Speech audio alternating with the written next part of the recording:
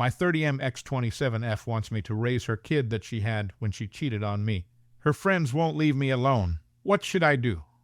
I 30M am still fighting over this conflict with my ex-girlfriend, who I'll call Jane 27F, who ended up cheating on me after dating for 5 years. Me and Jane were childhood friends for as long as I can remember. I never thought in a million years that she would do this to me, or be this type of person who would cheat. I thought we had a great relationship with our normal ups and downs like any other couple. About a year ago, I was contacted by some girl I didn't know through social media. I don't usually respond to messages sent by people. I don't know, but this girl, who I'll call Sam, sent me a message saying that Jane was cheating on me. Somehow she knew about Jane. I told her to please provide any proof she had. She ended up sending me screenshots of text messages of her friend, who I'll call Kevin 28M, and Jane texting each other, sending explicit messages, and talking some other sexual crap that I can't describe on here. The thing that shocked me the most was the text Jane had sent about her being pregnant. Fucking pregnant. We were talking about having a baby at the time before I discovered the cheating, and we did initiate intimacy with protection, of course. I was fuming, to say the least. Sam had sent me a video of Kevin drunkenly admitting about sleeping with Jane without protection. Sam told me she had gotten a hold of Kevin's phone while he was out and was left unlocked. She wanted to let me know about this issue because she didn't want me to have false hopes of me being the father to the kid that could possibly not be mine.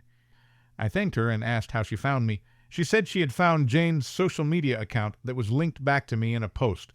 Jane's social media is open, but she doesn't really use it that much, other than making posts about us or shopping accessories. I thanked Sam for letting me know and saved all the screenshots she had sent me along with the video. Jane was visiting her mother at the time, so I took the liberty of packing Jane's stuff and other important essentials she owns. Jane came home later that day looking all happy and jittery. I had to put on a fake smile when she delivered the news that she was pregnant and hugged me. I told her we should go out to celebrate, and she agreed, not knowing of what I have in store for her. I ended up driving her back to her mother's place as she was confused as to why we were there. I told her that she could drop the act already and told her that I know about the cheating. She looked like a deer in headlights, if I'm describing correctly. Of course, she tried to deny it until I showed all the screenshots to her that I got from Sam. Jane ended up breaking down and confessing that the cheating was in fact true. I asked how long was the cheating going on, and Jane was a bit hysterical before telling me that she was seeing Kevin behind my back for the last 2 years. I then asked if they had worn protection when she was cheating on me with Kevin. She said no. I told Jane we were done and to never contact me again. She lost it and started crying even harder after I took out her belongings from the trunk of my car. She refused to get out of the vehicle, and she begged for another chance. Jane even told me that she would have the award if it means staying with her. I kind of got spooked hearing that. I didn't expect her to go so low with that option. I told her that whatever she decided is not going to undo the damage she has done to both of us. I ended having to get Jane's mother involved and explained the situation to her, and showing her the evidence in conversation I had secretly recorded. Jane's mother apologized for her daughter's actions, and after a couple of minutes Jane finally got out of my vehicle and I drove off without looking back or giving her a chance to speak to me again. I ended breaking down myself after I got back home and couldn't eat or sleep right after what happened. And this was a repeated cycle that lasted for a couple of months. It's been almost a year now, and I've nearly recovered from the incident, but the scars are still there. Just 2 weeks ago, Jane messaged me since the breakup and told me she wanted to get back together. I told her no straight up and blocked her. Then a few days ago, Jane showed up at my front door. Not gonna lie, she looked like a total mess when I saw her through the doorbell camera, and she was asking me to speak to her. I didn't let her in, so I told her what the hell she wanted. Jane said that Kevin ended up ghosting her soon after she gave birth to the baby, and they don't know where Kevin is. I told her that it was her problem to deal with and reminded her that Kevin was the guy she left me for. She begged me to help her because she had not gotten any sleep, and she's basically on her own. Her parents ended up kicking her out of their house after she gave birth. Jane said that cheating on me was her biggest mistake and that she doesn't like being a single mom and taking care of a kid on her own. She asked me if I'm willing to take care of her kid as if it was my own.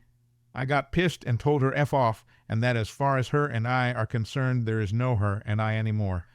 I said that her kid she made while cheating on me was not problem, I told her every ounce of love and respect I had for her died the moment I found about the cheating. In case most of you aren't aware, I was the unfortunate victim of being stood up at my own birthday party when I was 8. Nobody showed up. Out of all of my friends I had, Jane was the only one who showed up. Jane left soon after while crying. Her friends are now blasting me on social media for not stepping up and telling me that I'm not a real man after all that Jane has done for me, and that I owed it to her. They also said that even though she made a mistake, she was there for me, so it would be horrible of me to not be there for her and the kid. What should I do regarding this matter? I feel bad that she was there for me growing up, but I can't forgive her for what she did. What should I do? Few comments from the community. Comment 1. She wouldn't be trying to get back with you if Kevin hadn't disappeared. You're her last resort backup plan, and she's only pushing you to take her back because she's exhausted every other resource and she's terrified of trying to do everything by herself. She doesn't love you. She doesn't give a shit about you. If she did then, she wouldn't have been fucking another guy for 2 years while she was dating you. Maybe her friends can step up and help her instead of blasting you on social media and saying you're not a real man for refusing to take her back and bust your ass helping her raise a kid she had with another dude who was fucking her for 2 years during your relationship, despite the fact that she only needs you because he ghosted her and she's desperate. Man, block all of them. Block her and move on. She's not your problem. They're not your friends. Fuck all of them. Comment 2. Realistically, Op was always her plan. She was banging Kevin behind his back, probably because Op is the stable one who she'd have had a decent life with, and all. Kevin is the type to drunkenly brag about sleeping with someone else's girlfriend, getting her pregnant, then running off when their kid is born. She didn't want Kevin. That's why she was going to raise the kid with Op without his knowledge. If she had wanted him, she'd probably have left Op for Kevin a long time ago. She probably didn't because Kevin is a piece of crap who obviously would have and did make a shit partner.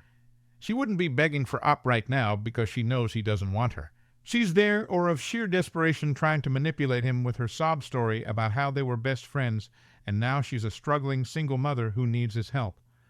Comment 3. Man, grow up. Quit interacting with them. Period. Don't respond. Don't engage. Don't listen to their sob stories or drama. When a new number pops up, block it and move along. It's not hard to prevent people from contacting you despite the way people pretend it is on the internet. If you have social media, set it all to the strictest privacy settings. Delete any friends of friends that are connected to them or just straight up delete your profiles. Don't delay changing your number. Do it now.